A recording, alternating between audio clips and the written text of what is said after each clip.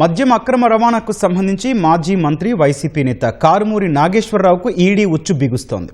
హైదరాబాద్ జూబ్లీహిల్స్లోని నాగేశ్వరరావు ఇంట్లో ఈడీ అధికారులు సోదాలు చేశారు. కీలక పత్రాలు స్వాధీనం చేసుకున్నారు.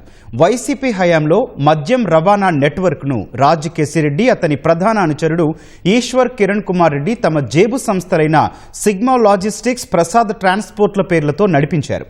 ఒక్కో మద్యం కేసు రవాణాకు బెవరేజెస్ కార్పొరేషన్ అప్పట్లో 34 రూపాయలు చెల్లించేది. అయితే కోస్తా, ఉత్తరాంధ్ర ప్రాంతాల్లో రాజ్ కేసిరెడ్డి ముఠా మద్యం రవాణా సబ్ కాంట్రాక్టును కారుమూరి నాగేశ్వరరావు కుమారుడు సునీల్కి అప్పగించారు.